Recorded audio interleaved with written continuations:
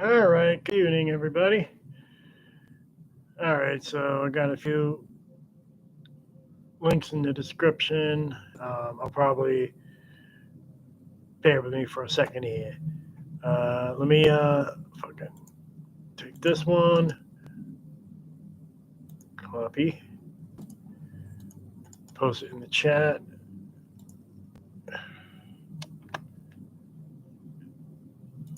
and this one.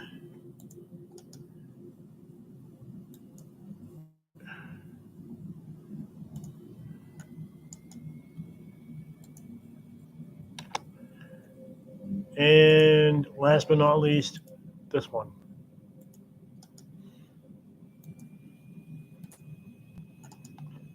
All right, so all right, they're there for you to read when the stream ends. So let's get into it.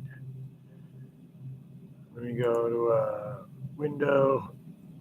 All right, let's hope this actually shares. I know I've had glitches in the past. All right, there we go. So let's get right into this one. So apparently, Trump likes to have it be his way or the highway. And that's never how it's been. The executive branch, as we all know, has limited power. He cannot make laws. I mean, there's executive orders and then there's laws. He cannot make a law. He cannot wage war, any of that. That's Congress. Although I suspect with Trump, the line's been getting a little blurry on that one. Yeah, money talks, and yeah, you can bribe anybody with money. Just about. It's just like that old question that you would ask somebody who's a hetero, for $1 million, would you have sex with them? That question. But let's get right into it. So, all right. Well, I guess I was let down with this article. Let me just start with this one. All right. So this is basically denaturalization of citizens linked to serious crimes. And basically, what I've been seeing also are hell, people who are actually born here. Whether they were born to a undocumented mother or born here due to citizens, they're getting shipped off. So it's almost like anybody he sees as a threat. And again, it could be just media hyping shit up. But let's get right into this. Individuals involved with war crimes, human trafficking. So I suspect these are naturalized citizens, meaning people who came here, legally, of course, got the visa, got the green card, stayed long enough, took the citizenship test, and this and that. Gang members. So that's the goal.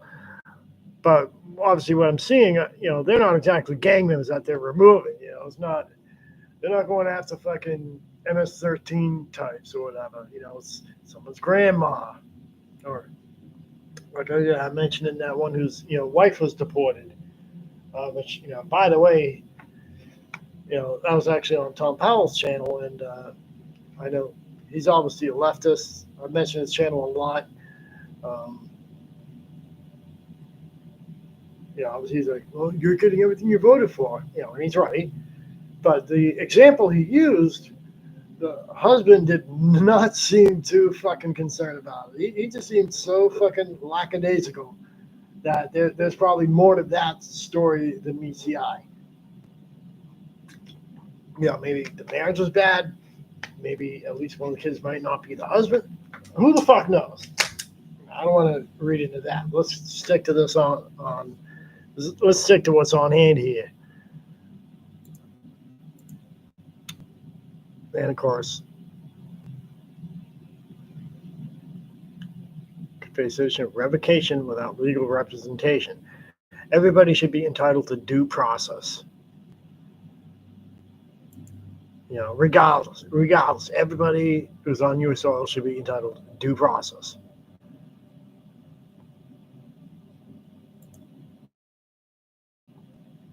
because that's what this was founded. That's what's written in the Constitution. And the way things are going, at least what's put in front of us, is that Trump wants it his way or the highway, and he's going to steamroll over anybody who opposes him.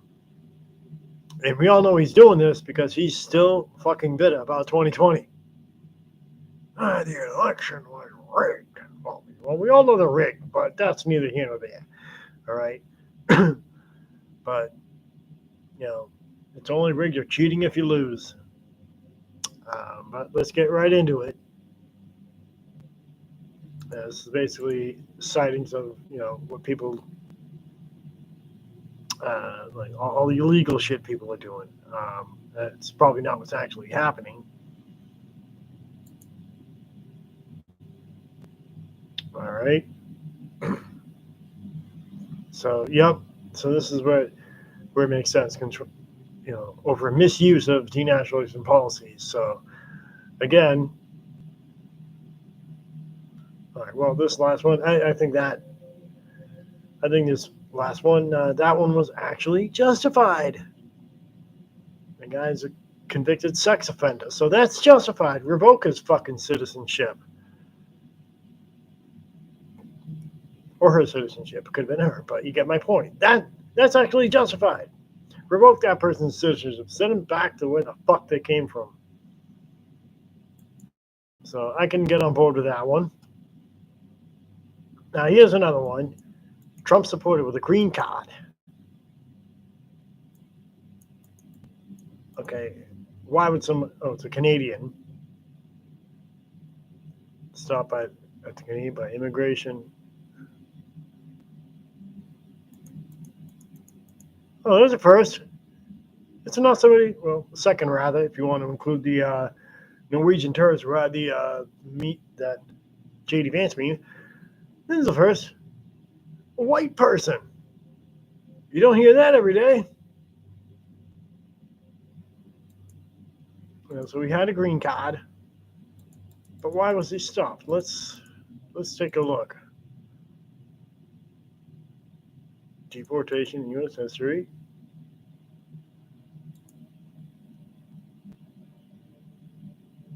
But according to what's going on,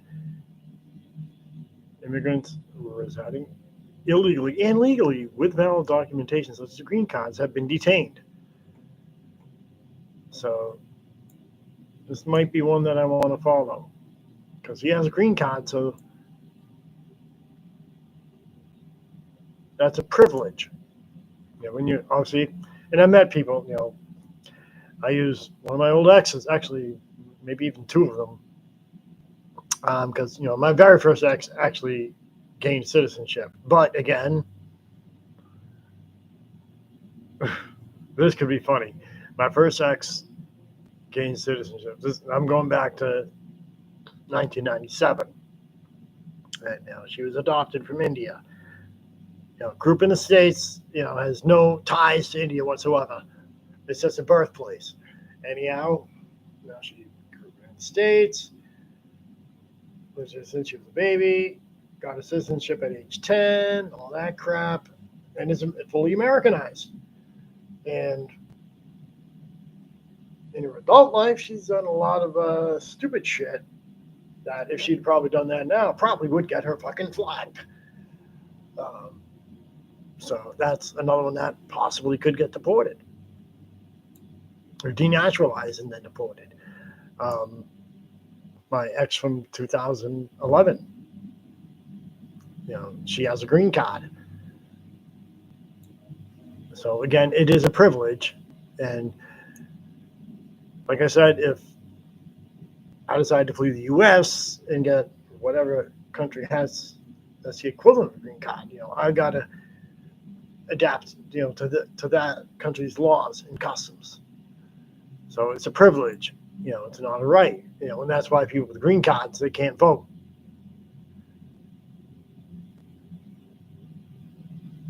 And, they may be detained. Now, let's see who this specific one. Okay, so this is Canada, never had a problem with them until Sunday.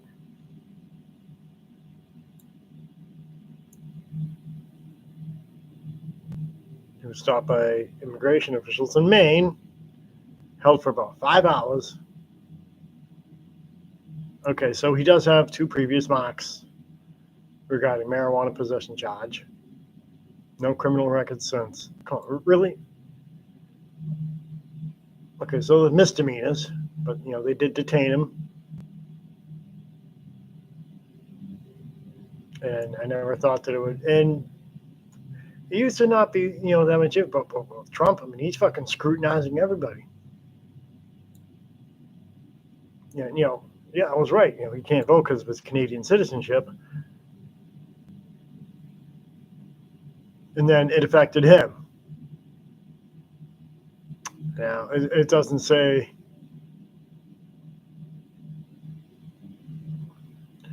I'm not seeing where it says, says that he's being held anywhere. Let's see here. So he has, okay. So because of that, they're holding him hostage, and they're determining whether they can strip him of his green card.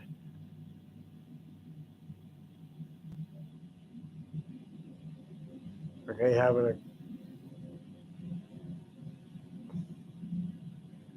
Okay, so this was all back in 2000. Damn, he fucking has a grudge. Trump. So apparently this one guy had 2 blemishes from 2004 to 2007. Ironically, both years were under a Republican president. W. Bush has no criminal records since then. Now, I don't know. It doesn't specify whether they took place in the U.S. or Canada. But, things change, unfortunately. So for him, he's probably going to he very well may get stripped of his green card.